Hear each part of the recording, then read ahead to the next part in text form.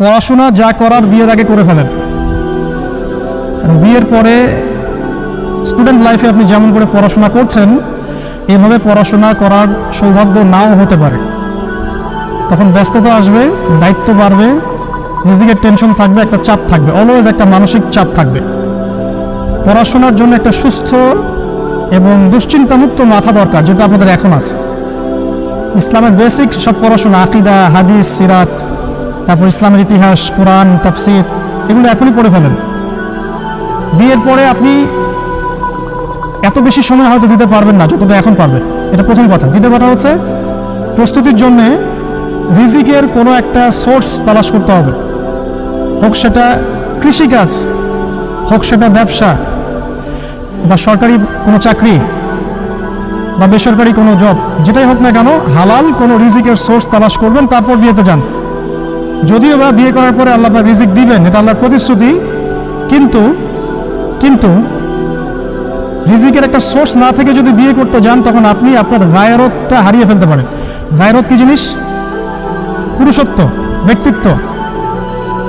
টাকার জন্য যখনই আপনি কারো কাছে মুখাপেক্ষী থাকবেন, তখনই সে সুযোগ পেলে আপনাকে দুইটা কথা শোনাই দেবে, হোক সে আপনার শ্বশুর, হোক সে আপনার বাবা, হোক সে আপনার বন্ধু বা যে কেউ। নিজে আত্মনির্ভরশীল হওয়ার চেষ্টা করেন, উদ্যোক্তা হওয়ার চেষ্টা করেন, নিজের জ্ঞানটাকে কাজে লাগান। আমি বলি আপনারা বেশি বেশি পড়াশোনা করে বিসিএস পরীক্ষা দেন, এসপি হন, বিসিএস ক্যাডার হন, বড় বড় পদে যান, সচিব হন, মন্ত্রী হন, পলিটিক্স করেন। যত বেশি সৎ মানুষরা উপরে যাবে, তত বেশি দুর্নীতি কমবে। আর উপরের লেভেল থেকে যত বেশি সৎ মানুষ নেমে যাবে আর অসৎরা সেখানকার জায়গা দখল করবে, দুর্নীতি কমবে না, বাড়তেই থাকবে। বাংলাদেশের জনগণ তাদের নিজস্ব যে অর্থ সম্পদ আছে আল্লাহ প্রদত্ত, এগুলো দিয়ে চলতে সক্ষম, শতভাগ সক্ষম ইনশাআল্লাহ। সামনে এই যে বন্যাগুলো হয়ে গেছে, এই বন্যার সময় কি বাইরের দেশ থেকে আমেরিকা, রাশিয়ার আমাদেরকে ত্রাণ পাঠিয়েছিল? কাদের টাকা থেকে ত্রাণ এসেছে? আমাদের টাকা থেকে ত্রাণ এসেছে। আমাদের সমস্যা আমরা মেটাতে পারি নাই। প্রত্যেক বছর যাকাত চালু করে দেন, দেখবেন যে এই যে গ্যাসের সমস্যা, বিদ্যুতের সমস্যা, লোডশেডিং হচ্ছে, এবং উচ্চ পর্যায়ে থেকে এখন বলাই হচ্ছে যে আমরা ভর্তুকি দিয়ে চালাচ্ছি। দিতে হবে না ইনশাআল্লাহ, যদি আপনি যাকাতের একটা সুন্নাহ চালু করতে পারেন। প্রত্যেক বছর নিসাব পরিমাণ সম্পদ যাদের হয়েছে সেই মুসলিমরা যাকাত দিবে। যাকাতে 8টা খাত আছে, এই খাতগুলোতে এটা ডিস্ট্রিবিউট করা যায়। তো আরেকটা দুটো কাজ করলেই সম্ভব, দুটো কাজ করলে সব পসিবল ইনশাআল্লাহ। একটা হচ্ছে যাকাত চালু করে দেয়া। আমার ক্ষুদ্র জ্ঞান আমি বলছি, এর চেয়ে বড় বড় যারা জ্ঞানী আছেন তারা আরও ভালো বুঝবেন। যাকাত যদি চালু করতে পারি আমরা, নিজেদের অর্থ দিয়ে আমরা চলতে পারবো ইনশাআল্লাহ তাআলা। অর্থটা ঘুরতে থাকবে, ধনী থেকে গরিব, গরিব থেকে আবার ধনী, ঘুরতে থাকবে। আরেকটা হচ্ছে দুর্নীতি কমাতে হবে। এই দুটো যদি ঠিক করা যায় ইনশাআল্লাহ, দেখবেন যে আমাদের অর্থনৈতিক যে সমস্যাগুলো আছে ওগুলো থাকবে না ইনশাআল্লাহ। তো যেটা বলছিলাম, আপনারা বেশি বেশি উপরের লেভেলে যাওয়ার চেষ্টা করেন, বেশি করে পড়াশোনা করেন, ভালো রেজাল্ট করেন। দিনের বুঝ আসার পরে অনেককে দেখি একদম বইপত্র ছেড়ে দিয়ে একদম এখানে চলে আসলেন। এটা করতে পারছেন কি জন্য? আপনি সবাই কি আলেম হতে পারবে? সবাই কি মুফতি তকি ওসমান হতে পারবে? হবে? এক শ্রেণীর মানুষ আলেম হবে, এক শ্রেণীর মানুষ সেনাবাহিনীতে থাকবে, এক শ্রেণীর মানুষ ওই নিরাপত্তা বাহিনীতে কাজ করবে, এক শ্রেণীর মানুষ দেখবেন দেশের সীমান্ত রক্ষা করছে, এক শ্রেণীর মানুষ পলিটিক্স করবে। শ্রেণী আছে, সবাইকে তো এক জায়গায় আসতে হবে না। এক একজনের দায়িত্ব এক এক রকম। আপনারা পড়াশোনা করে ভালো ভালো চাকরি করেন, গভর্নমেন্ট জবে যান, বেসরকারি বড় পোস্টে যান। এখন আপনাদের বয়স আছে, রিজিকের ব্যবস্থা করার পরে গিয়ে আপনি ইনশাআল্লাহ তাআলা একটা দিনদার মেয়ে দেখে বিয়ে করেন। আর দিনদারিতা আমি আবার বলছি যে শুধু বাহ্যিক বোরখা দেখলেই বোঝা যাবে না যে মেয়েটা দিনদার, ঠিক আছে? এর জন্য প্রথমত আল্লাহর কাছে দোয়া করা জরুরি। মেয়ের বংশ সম্পর্কে খবর নেবেন, মেয়ের মা, মেয়ের বাবা, মেয়ের দাদা, নানা, নানি কেমন ছিল, বংশ কেমন ছিল। হ্যাঁ, হতে পারে একটা খারাপ বংশ থেকেও একটা ভালো মেয়ে আসতে পারে। ন্যাচারালি একটা বংশের একটা কি থাকে, একটা প্রভাব তো থাকেই, একটা পরিবেশের প্রভাব থাকে না? থাকে। মনে করেন এমন একটা মেয়ে নিয়ে আসলেন যে মেয়ে কখনো কফি শপে বসে কফি খায়নি, কথার কথা বলছে।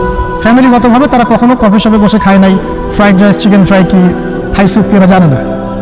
কারণ বিয়ের পরে যদি আপনি ওকে নিয়ে ওখানে যান, তো সে আপনাকে রাত্রেবেলা ঝগড়াও করতে পারে, এত টাকা খরচ করা কি দরকার ছিল। তো তো পরিবেশ একটা ফ্যাক্ট।